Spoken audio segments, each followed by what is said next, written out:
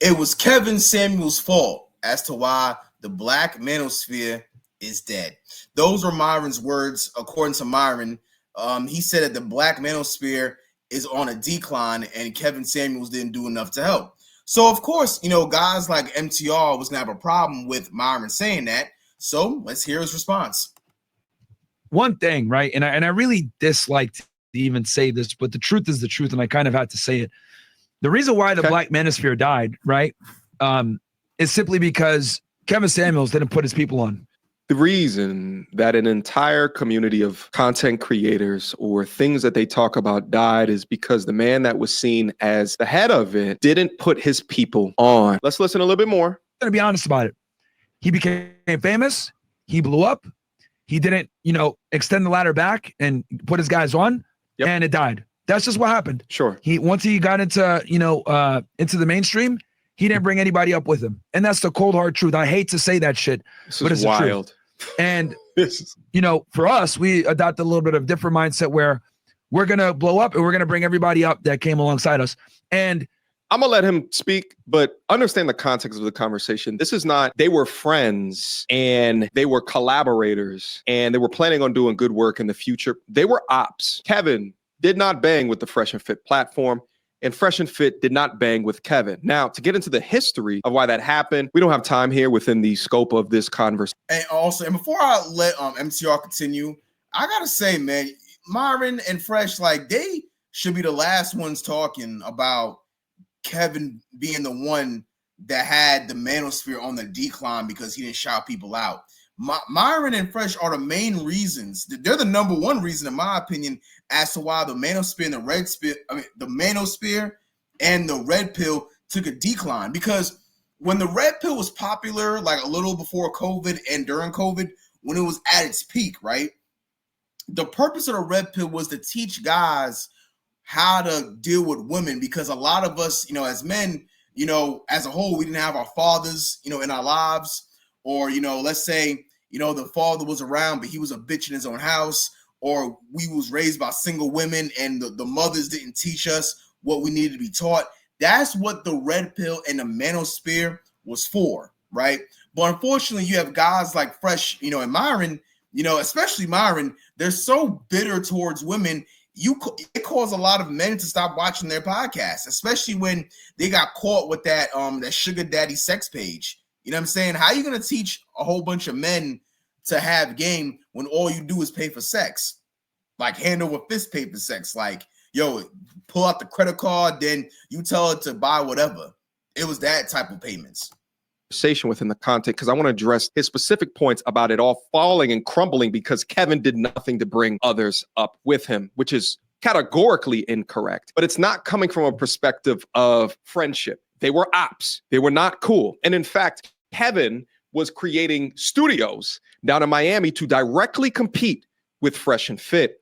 But let's hear a little bit more of his thoughts, and then let's get back active. I've seen, everyone go off on their own and, build really successful independent channels. Everyone here is well over 100,000, where, before that was unheard of in the manosphere. Now, what's interesting is that he talks ill of Kevin of not bringing other content creators forward, but you just said that there's other content creators that are tied to you that have independently built up their own platforms. Now, would you be pulling people on your platform, Myron, if they haven't individually built up a community of people beforehand? Would you or would you not? Let's keep going. Right. So I think from this point forward, right, sticking together and doing periodic podcasts like this, where guys are able to comment on culture, current events, etc., because things are changing rapidly. Every year, something new is going on, right? 2020, it was a TikTok boom.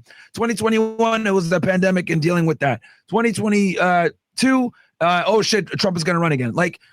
Every year there's a new thing going on. And the thing is with the red pill, it's not just women.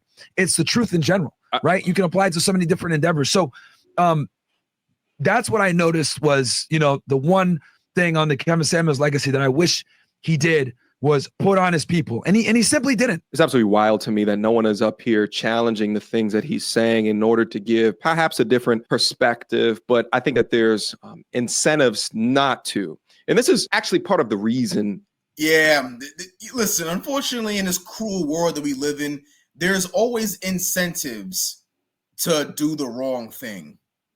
Unfortunately, right? Because I mean, when I heard this the first time, right, I did a reaction video when O'Shea Du Jackson, when he did his reaction on it, but I just couldn't believe Myron said it, because how are you gonna make a bold claim like this when Kevin is not even here to defend himself? Like, I don't know. I just think it's some coward. It's a coward move, in my opinion, because if you're gonna be disrespectful, at least do it when the person is within your presence. That's how I look at it. Of why I try to keep to myself as much as possible and just create, because I actually agree with Myron there when he's talking about that there's a lot of things changing. We need community, we need a team. Absolutely. But I do think as a content creator that there's inherent bias for you to not speak up or against someone that you collaborate with if you vehemently disagree with the bullshit, or at least not publicly address it. But now your image gets caught up in the things that they are saying, just like the images of everyone up here is being caught up for not calling out or chastising the things that he is saying. Nevertheless, let's address the elephant in the room, being that Kevin did nothing to bring back up others up on his platform is categorically untrue. I won't even speak about all the content creators, at least right now, that he spoke about, but let's just take me for an example. Kevin shouted me out on his platform an uncountable amount of times. And in fact, you're going to see comments right below this video of people saying that they found my channel out after watching KS. And I never asked for a shout out. I never paid for him to mention me or anything odd like that. It all just came from him understanding my brand, what it was that I was trying to offer from a entertainment or education perspective. And he decided to call me out. Also, let me bring this up as well. He actually had a whole stream where the name of my channel was the topic. Let me bring it up. For all of those that may forgot, this is actually still active on his channel, but he called the stream mediocre at best. Sound familiar? And while obviously this is a play off of his average at best viral video, he utilized first name on my channel and was quoted multiple times within this saying that modern women today might need some mediocre tutorials and reviews. And I even said it down up in here. You'll see this comment from 3 years ago. Fantastic stream. And I appreciate the references. Shout out to the Godfather. Yeah, and the thing is, I mean, you know, there was times where MTR and Kevin Samuels collaborated when Kevin Samuels was still on this earth. And I've seen clips of Kevin and Myron on a live stream together in Miami. So, I mean, I don't know. Like, when I heard Myron say that Kevin didn't do enough, it sounds like it came from a place of bitterness or extreme entitlement, one or the other. And what you guys don't know about this is that Kevin actually reached out to me via DMs. It was one of the first times that he ever reached out to me. And he said, hey, I want to use your title name within the stream tonight. You cool with that? And at the time, I was like, hell yeah, if you want to utilize my ish.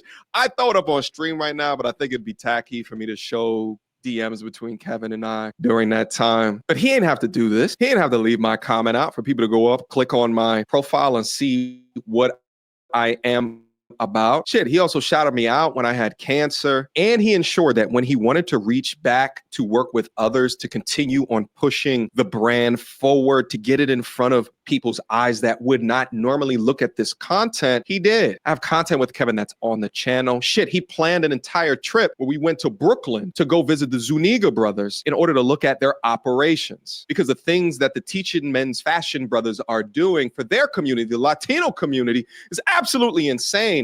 So to be able to leverage what they have created as a byproduct of what can be created for majority Black audience, he was getting us in front of those people to learn. And I appreciated him for that, opening up an opportunity to be able to learn and informing the beginnings of a team in order to try to help push these ideologies forward. And honestly, man, in most situations, bro, all you need is an opportunity to receive information and take the information and apply it to your life. You know, there's no reason to be entitled, especially when someone genuinely helped you and they didn't disrespect you. You know what I'm saying? And that's really the thing, man. And I'm just so disappointed in Myron's comments about how Kevin didn't put people on. Like, you did a few live streams together. That video that you did, I think it was, you know, if OnlyFans stops, Subway will be hiring. That was one of the most viral videos in manosphere history.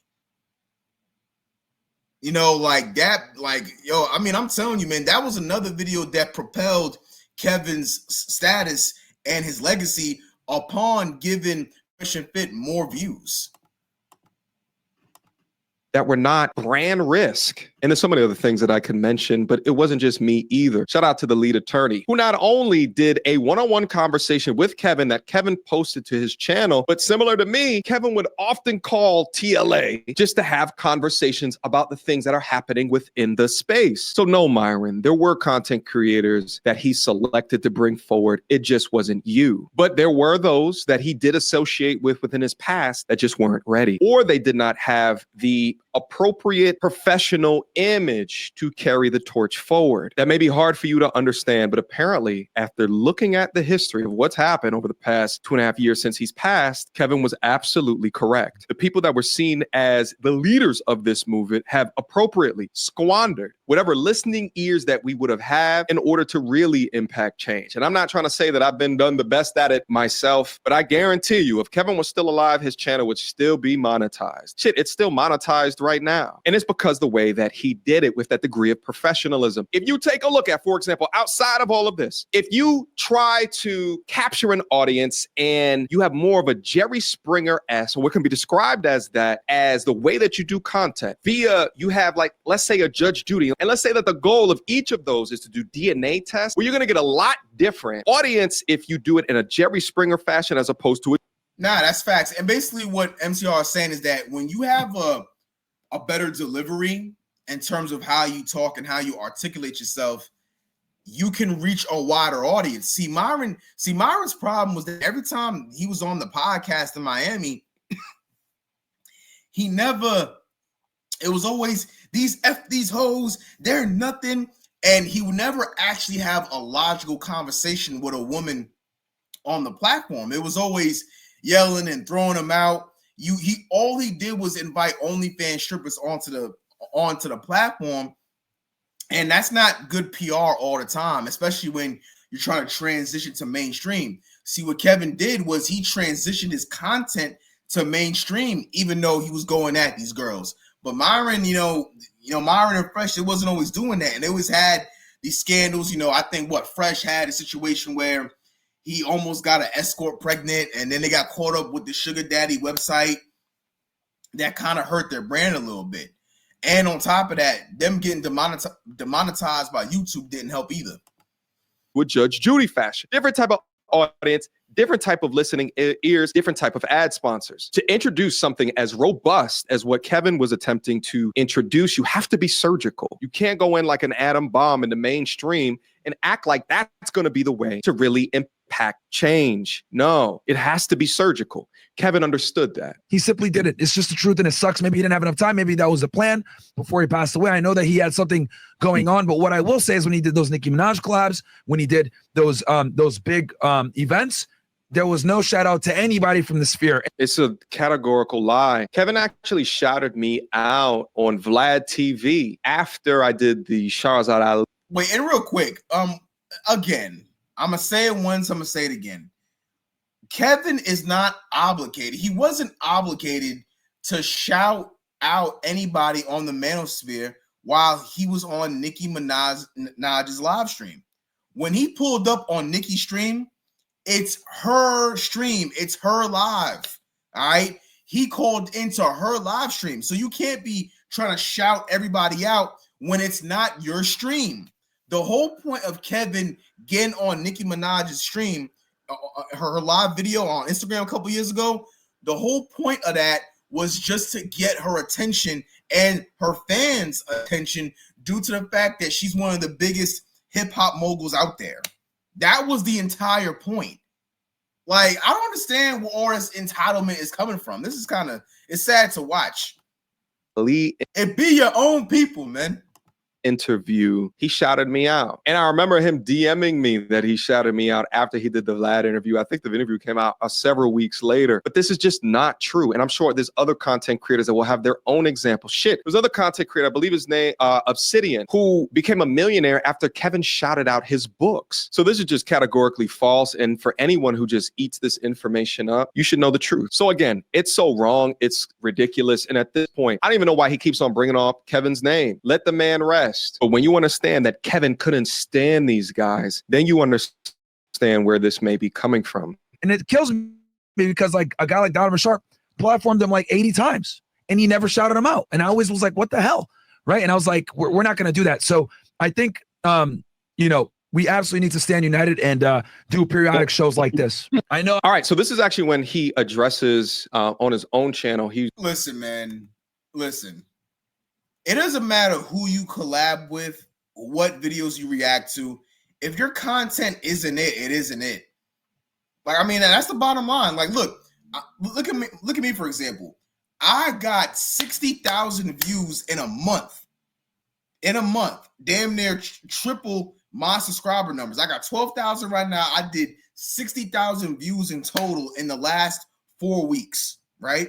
And that was because of my hard work and also reacting to other channels. But in terms of a collaboration, I haven't done one yet.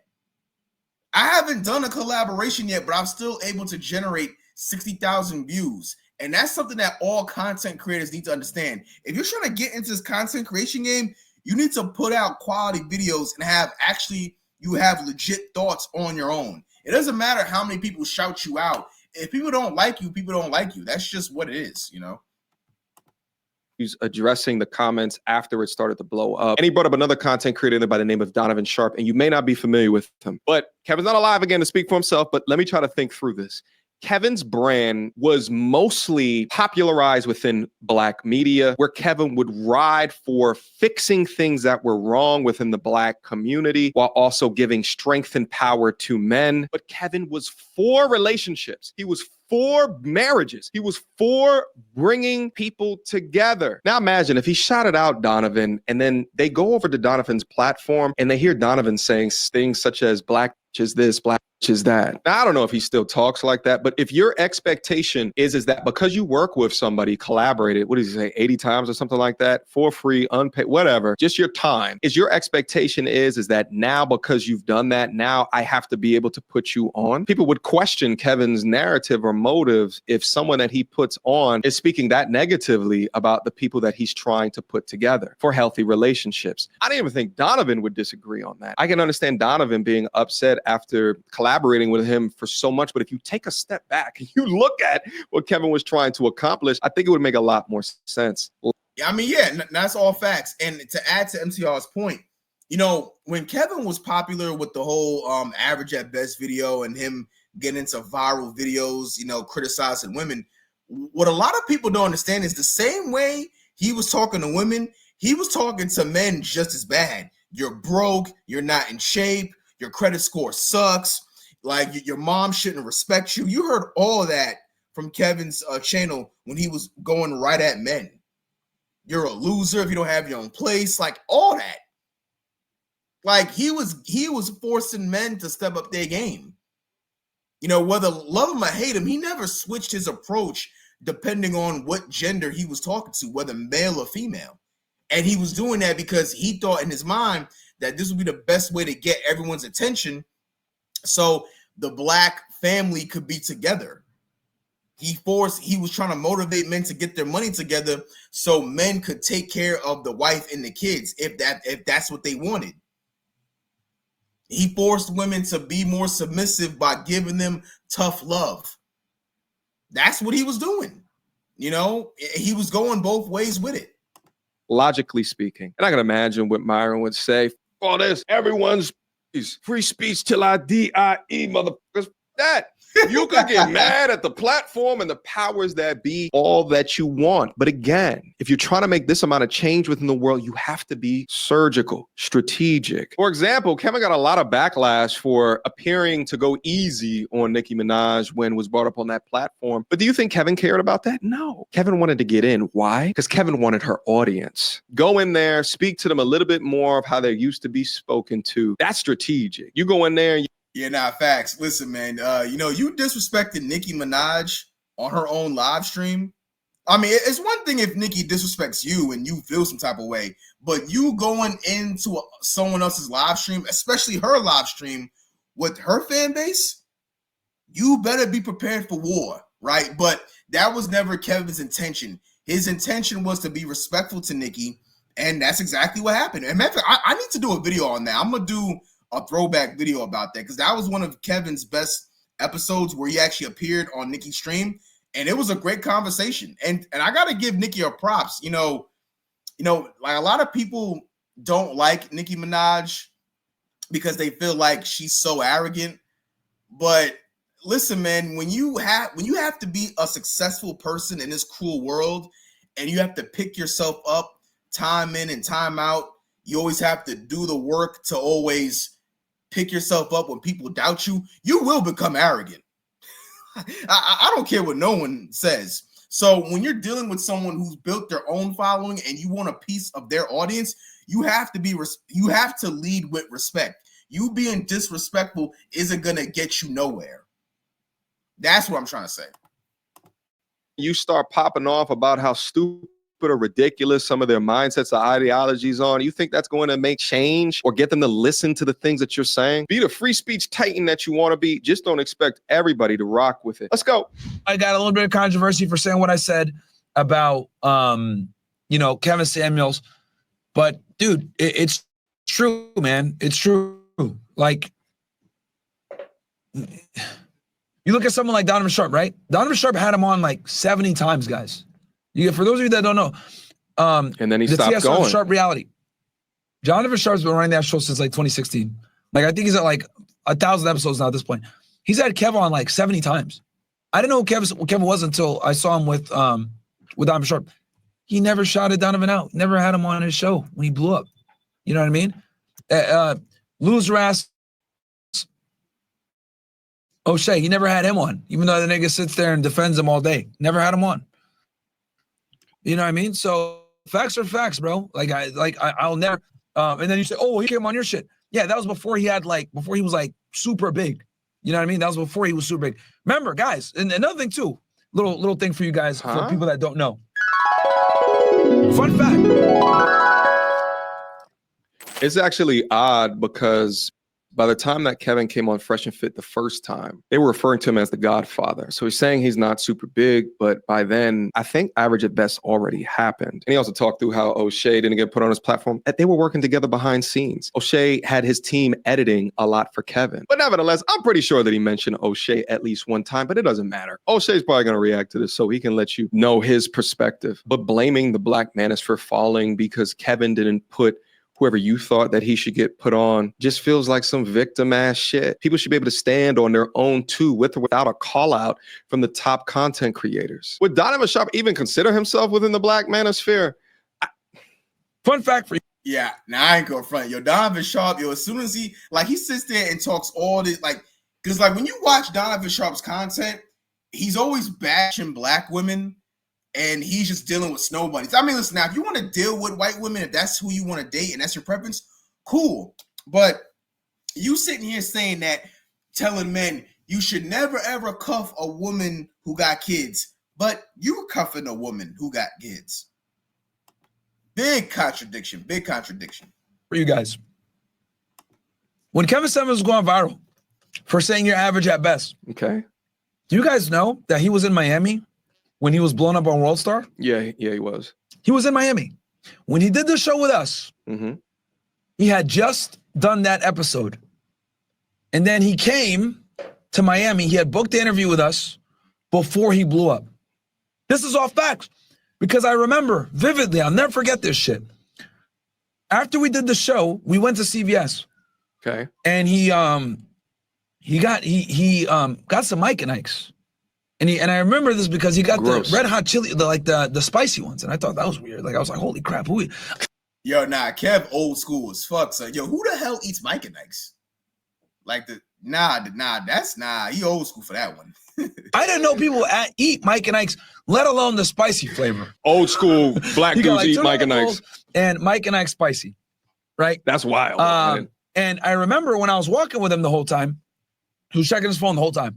Oh, man, we're blowing up. Oh, man. And I was watching his Instagram blow up. Yeah. He had 20K, guys. When he came on our show, I'll never get this shit. He had like 20K. Like a day or two later, a week later, he had 1 million. Or like a couple 100,000. He had 20,000 around the time he did the interview with us, chat. Okay. And he was blowing up that day. Parabolic. He had just done that interview. Yep. World Star. So shout out to World Star. Yeah. Yeah, he was eating Mike. So what has he proven? Rest in peace to Kevin Samuels, man. Like I said, I'm not gonna speak ill of the deceased. You are. But you know, bro, the truth is the truth, man. All right, listen, y'all can watch the rest of this video on MCR's channel. I'm gonna tag him in it so y'all can check out MCR's page. But nah, this is BS, bro. Like, I'm not entertained. I don't understand the entitlement, bro. It be your own people, son. Like, and the main thing is, to wrap this up, Myron, where was all this energy and this criticism when Kevin Samuels was still breathing?